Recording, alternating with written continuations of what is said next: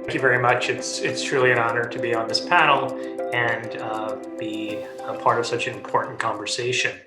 For those of you who don't know PTC Therapeutics, we're a global discovery, development, and commercial biotech company focused exclusively on the development of therapies for patients with rare diseases.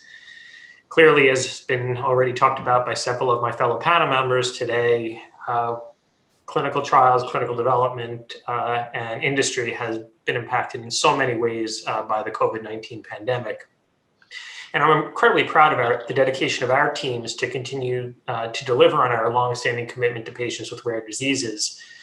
Because as challenging as the pandemic is for us as a company, we know that rare diseases don't take a time out because of the pandemic. And as Jen so clearly and really powerfully explained, the pandemic has impacted patients and families affected by rare disease in so many ways.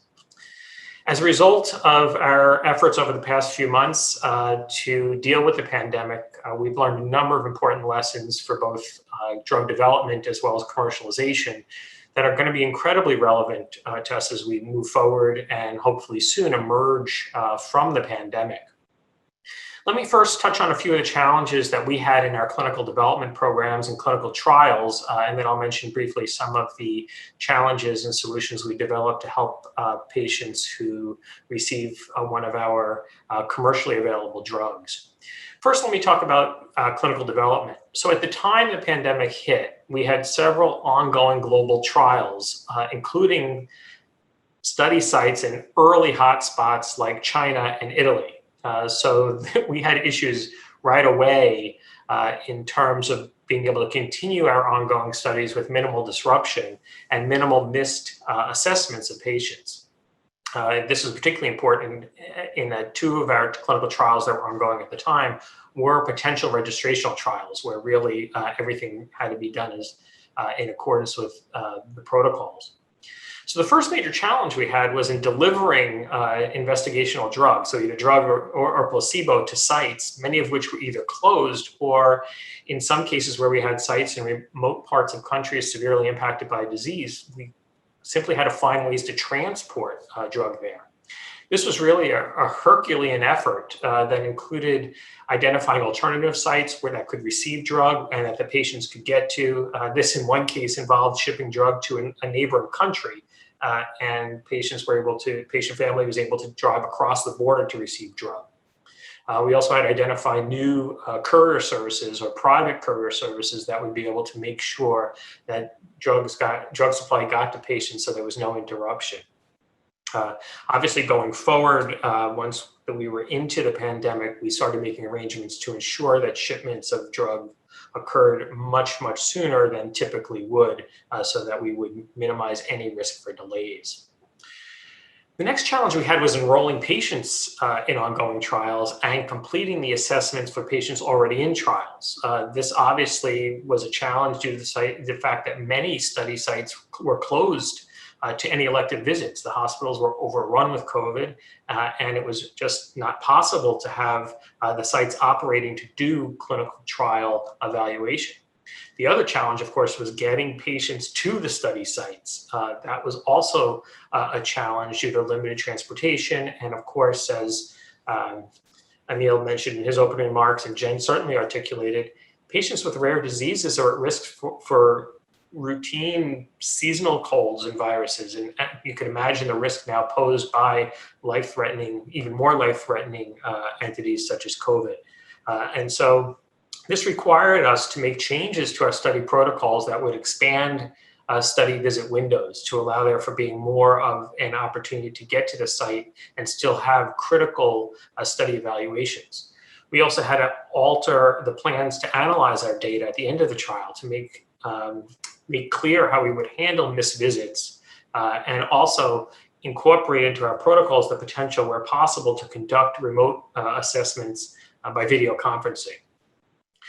This, of course, is going to continue to be a challenge as we ride through the second wave, and hospitals, again, are becoming overrun with patients with COVID, and clinical trial assessments have to take a back seat to the critical life-saving measures being implemented to handle the COVID crisis.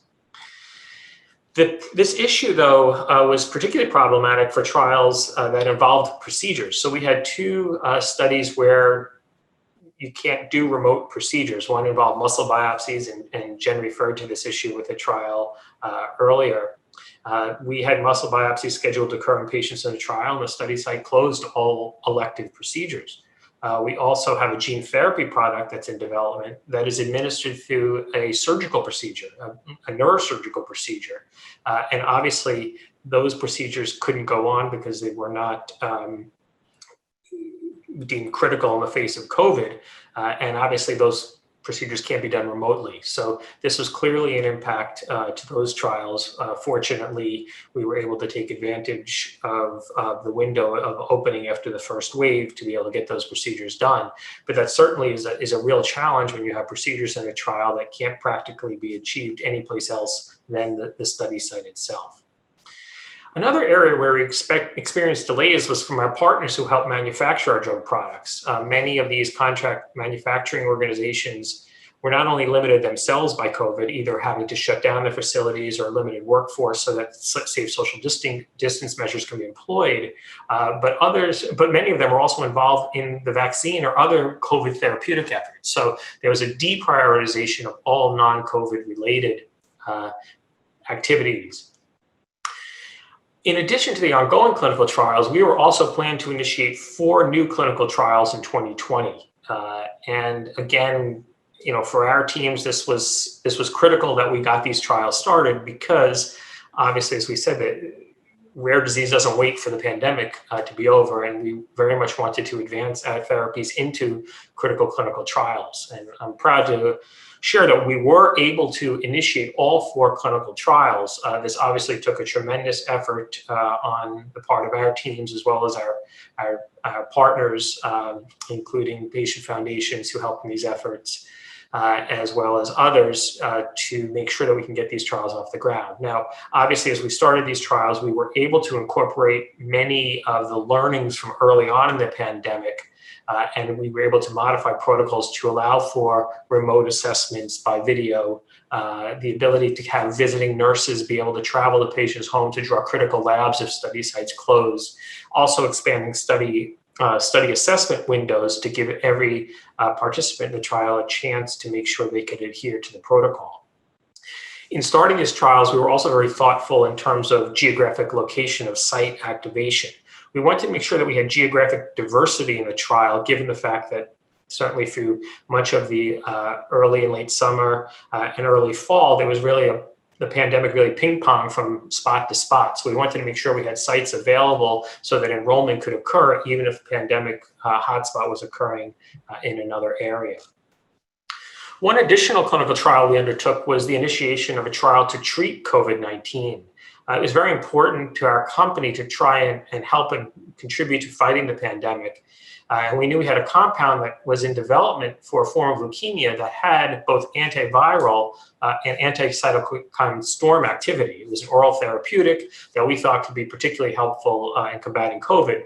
So we quickly developed the phase 2/3 protocol for this drug, PTC-299, and initiated a global trial that is currently enrolling patients in the United States, in Europe, Latin America, and Australia. Obviously, this was an incredibly challenging endeavor, just going from basically zero to study initiation. And so not only did we face the typical challenges of initiating a trial, but there was a challenge in the ever-changing landscape of COVID therapy and making sure we had the right allowances in the protocol for other measures that were being taken to treat COVID. I think this success in launching this trial was also due to a terrific collaboration with the FDA, who was incredibly helpful in working with us to advance this protocol for initiation rapidly and allowing us to build flexibilities into the protocol so that we could get it initiated and also be able to have it stand for a registration trial. Shifting gears, I want to briefly discuss the impact of COVID on our commercial efforts. We have several drugs that are approved around the world, including in the US for rare diseases. And we had a number of challenges brought by COVID, including the need to ship drug supply to patients, the need to have patients have physician assessments for new prescriptions and prescriptions and renewals that couldn't be done in person. And I think Jean outlined a lot of the flexibilities that were built in that allowed this to happen, including the need for insurance pre-authorizations for new new prescriptions and also prescription renewals. At PTC, we have a team of case managers called our PTC Cares Group that worked aggressively with families and payers to ensure that no patients missed a dose of medication. Again, this in some cases allowed this included using telehealth for new prescriptions and taking advantage of many of the PHE programs that Jean outlined that CMS implemented. And of course, this was very helpful in allowing patients to get authorization, also in many cases allowing for cross-state care that may have otherwise not been possible. So these flexibilities were incredibly helpful in allowing for telehealth and remote services. Another aspect of our commercial efforts that was impacted by COVID was physician education. We typically rely on conferences and congresses to inform physicians about rare diseases and how do you diagnose rare diseases. And most of those, virtually all of those conferences were canceled. And instead we had to switch to a video format where we used video symposia that were, quite frankly, unexpectedly wildly successful. We had in cases hundreds and in some cases thousands of attendees at these conferences, which really allowed us to do a lot of work in promoting awareness around a number of different rare diseases. So while the pandemic may very well continue to have an impact over the coming months, there's still a number of key learnings for us as a company that we will implement beyond the pandemic. I think in many ways we have an opportunity, I think as Chris pointed out, to accelerate many of the things that we thought we would be doing in drug development that we can now came to a realization a lot sooner than we thought they would. Obviously, clinical trials going forward should continue to have more opportunity for remote patient assessments. This obviously allows not only for the inclusions of patients who may live quite far from study centers and may not be able to travel to study sites due to the burden of the disease. I think remote assessments can also allow for the use of remote monitoring devices. With the evolution of wearable technology and similar technological advances, remote monitoring can allow us to more frequently assay therapeutic effect at home. In fact, we can probably better assess how a particular therapy may in fact impact how a patient feels or functions everyday life if we can reach into their everyday life and actually measure the effect of the drug. Obviously, this would be something that would require increasing collaboration between industry and the FDA to ensure that these types of assessments could stand as endpoints, important endpoints for clinical trials. Obviously, remote consent and screening is something else that we should be implementing that would certainly facilitate trial enrollment in the future. I also think that we're moving more rapidly towards having fully virtual clinical trials. This is something that's been talked about a lot. I think the experience of COVID is going to accelerate those efforts. This will, of course, require close collaboration between drug developers and regulatory authorities to ensure that we have all of the necessary elements of patient safety, data integrity, and good clinical practice as part of these virtual clinical trials. The expanded use of telehealth, and that's both video and in some cases telephone, is critically important not only for clinical trials, but for clinical care. Patients with rare diseases often get their care at specialized centers where the requisite expertise lies to effectively manage the multidisciplinary nature of rare diseases. Obviously, the challenges of geographic distance are heightened by the fact that many patients with rare diseases are non-ambulatory. They may require ventilatory support and have other limitations that make travel formidable. These patients would benefit from the ability to have remote assessments either through video or, in the case where internet access may not be available, through audio methods.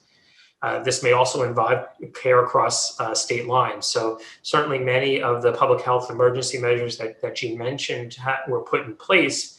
Really would be incredibly important that as many of them stay in place as possible to allow for easier access to care for patients. The other important aspect is that telehealth can allow for more frequent therapy interventions, physical therapy, speech therapy, nutritional support. So all of which are incredibly important for patients with rare diseases and can also not only provide access to service, but can help evolve our standard model of disease care to more promoting well-being or optimization of care. This could have obviously an important impact of fewer hospital visits, fewer emergency room visits, and in the end, an overall benefit to the healthcare system. So in summary, the pandemic created a number of challenges for rare disease drug development. But of course, as my fellow panel members have all pointed out, from these challenges comes enormous opportunity to evolve our practices and really jumpstart a number of important initiatives. This is something we've done, and I think we will continue to be able to do as we move forward, particularly in the conduct of clinical trials. So a lot of change for the better, and a lot of opportunities that we have availed ourselves of and will continue to do in the future. Thank you.